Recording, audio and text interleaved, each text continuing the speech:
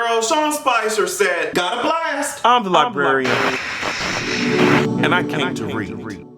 A new day, a new read. Honey, I'm about to turn into Wonder Woman on you hosts because I'm spinning around. I'm left stunned by what the hell is going on, bitch. Let me tell you something. I went out last night and stayed up till all hours of the goddamn day, bitch. I stayed up till 5, 6 o'clock. So I had taken my ass to bed from 6 until 12. And I said, girl, let me go ahead and check my Twitter. And lo and behold, the Adrian Army was blowing my ass up. They said, girl, wake the hell up. Something has happened. And I said, girl, reporting for duty, face ass. I turned on my camera so quick. I sure did! And as always, before we get into the tea, y'all already know I'll need to be continuing to visit fortheculturepodcast.com, where just on Tuesday we released a whole hour-long episode for you guys, so I hope that you guys are enjoying it. Also, patreon.com/AdrianExpression. I'm expanding the brand. Y'all can go there, support me, and get extra goddamn content. We are moving right the fuck along, almost to 50,000 subscribers, and it's all thanks to you guys, okay? Let us talk about Sean Spicer, but so white that he doesn't use any spices. That is very ironic. Let me tell you something. Sean Spicer, a bibbity-bobbity boot his ass on out of the motherfucking White House. He said, girl, the walls are closing in, face ass, and I want to be far away from all this bullshit when it explodes. I'm telling you now. Apparently, the inner circle is before Congress. A lot of these hoes are lawyering up. We have the investigation expanding to Donald Trump's financial transactions. Girl, it's a lot of shit going on. But the kicker is, not only did Donald Trump's legal spokesperson resign, we had Sean Spicer ass saying that he's not only throwing in the towel, bitch. He said he's throwing in all bitch towels, pants, shirts. He's throwing in the whole laundry basket because he said, I don't want to be around this shit when it blows up. But let me tell you something, Sean Spicer. We'll never forget how you would wake up every goddamn day and lie to our faces like we were stupid. Sean Spicer, I won't ever forget how your face turned like red, bitch. I'm not talking about Rotten Tomatoes, bitch. You know, because if they were to rate you off your, press briefings and shit, you would get a 0%. But I'm talking about a whole red ass motherfucking ripe tomato face ass. I am screaming. Your face would get so hot and bothered because bitch, even your body was rejecting the lies that you were spewing out of your mouth. Even your body couldn't take the motherfucking heat. I was sick and tired of it, but I am so elated that you finally decided to take your Michelin man in the face out of here so I wouldn't have to see your ass ever again. He said, girl, I am through. I'm through with it, Trump. I'm through with it. Finally giving it up. Since you like to suck Russia up. Sean Spicer said he's through with it, and I'm very surprised that he lasted even this long. Okay, it seemed like every time he had to get up there and fabricate something, it seemed like he was about to explode. It seemed like he was about to combust, self-combust type of tease. The lies were spewing out like it was just, he was built like a hot air balloon. I'm so happy that his ass is out of here, but let me tell you something. The White House is imploding. White House down type of tease, and I don't know what's gonna save it other than having these hoes behind bars, bitch. And I'm not talking about Nicki Minaj, Remy Ma type of tease.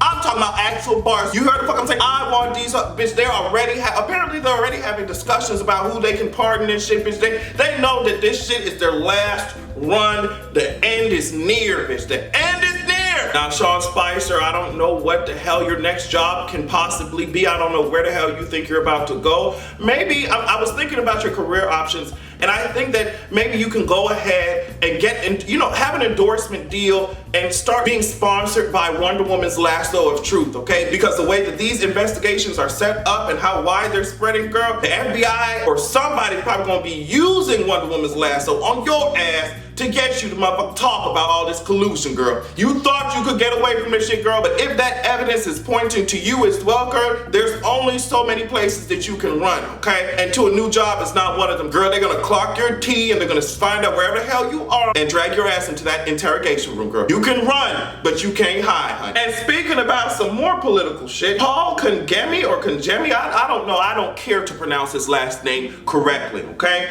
He's running for office in St. Petersburg, Florida.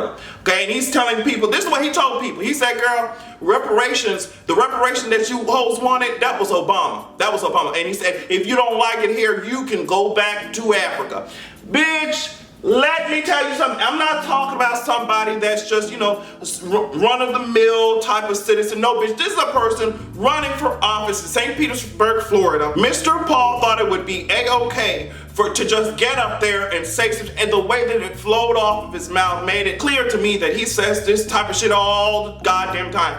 I don't want this. Look him up. His name is Paul Kangemi or Kangemi. Look him up. I don't want his ass in nobody's office, okay? And I always have to say it. This is what I mean. This is what I'm talking about when we say systematic oppression. We're talking about systemic discrimination where racism is rooted in the systems of power that exist, and consequently the rules and laws that follow, that are made by these bigoted ass people negatively affect and disproportionately affect communities of color and minorities. So girl, we don't have time to be playing around. We're just lucky that he was one of the people who are actually racist out loud, so we could clock it. The other girls are racist behind closed doors type of tease. What's done in the dark will come into the light, and the only reason it's coming to the light is because my ass is dragging that bitch to the bitch. Come on out here, bitch. I'm dragging your ass to the light. You hoes think that you can get away with this shit? Not on my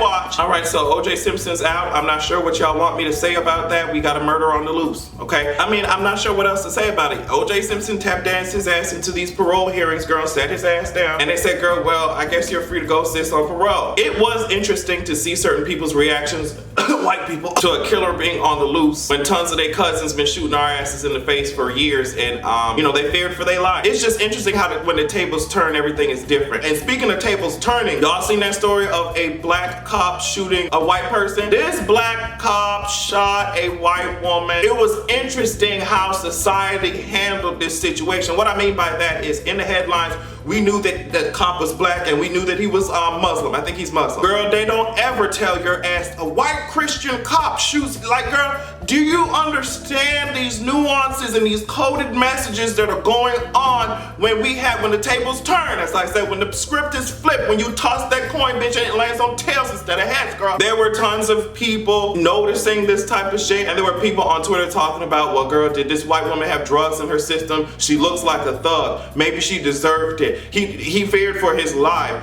It was interesting, girl. Y'all don't think about this shit. White people just underneath the status, all that shit doesn't matter. He should have never shot her in the first place. Like, girl, that's what we're talking about. But y'all are so dense, some of y'all so dense that you don't understand the shit that we be saying over and over again. Like, girl, this movement is not for no goddamn reason. We didn't just wake up one day and say, girl, out of all the other things that we have to do in life, bitch, let's just add this to the list just for the fucks of it. No, girl, that shit is real. It's real, girl. So it was just very interesting that, to see the tables turn and to see different people's reaction to the situation. Why is it that you guys ask all these irrelevant questions, inapplicable questions, when it comes to black people getting shot the fuck up? But when it's a white woman, I'm mad, bitch, you should have seen how the police department is handling, girl. They're just like, this never should have happened. I can't believe it. There's no excuse. She should not have been shot. It's like, wow, girl, if y'all were this serious about holding other people accountable, girl, we might be in a better situation than we are now. Instead, and I heard this other story, we have cops over here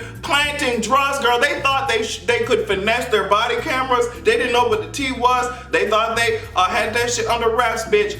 And the body camera exposed all their asses planting drugs. It's like there is no telling how long that has been going on. And I want these police officers that have been planting drugs, I want y'all to go back and search every one of their cases with drug-related cases and at least re-examine them or throw them holes out and get these people out of goddamn jail. Police have been planting all types of shit, girl. And I don't know why it takes body cameras, and even then some of y'all still don't believe it when it's on motherfucking camera. I don't know why it takes body cameras for y'all to just really believe the tea that we're spilling on you, ho. We've been spilling this tea and it's just waiting to be drank up, sis. I put some lemon in that shit. I put some sugar and some honey, sweetie. I mixed that shit around, girl, and y'all still don't want to drink. All of a sudden when y'all see the shit on camera, oh shit, it's real. Yeah, girlies. Something has got to change, whether it's training, recruiting, y'all recruiting trash ass people with trash personality traits that love to wield fucking power, have a false sense of authority, and instead of actually trying to help out the community and protect and serve, you have these motherfuckers out here just trigger happy. So maybe it's in the recruiting as well.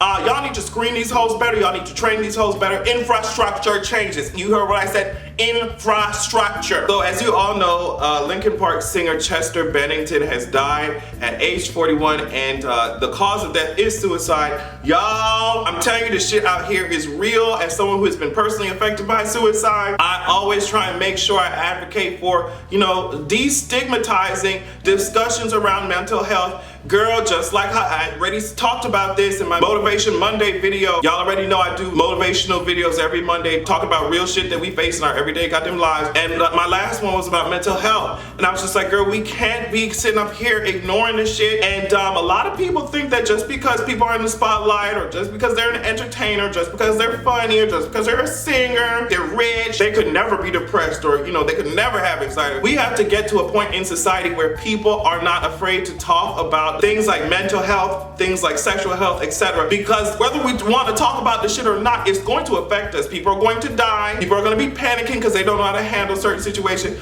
So let's just go ahead and stop acting like these shits don't exist and address the problem. Girl, Chester was the one giving you hope.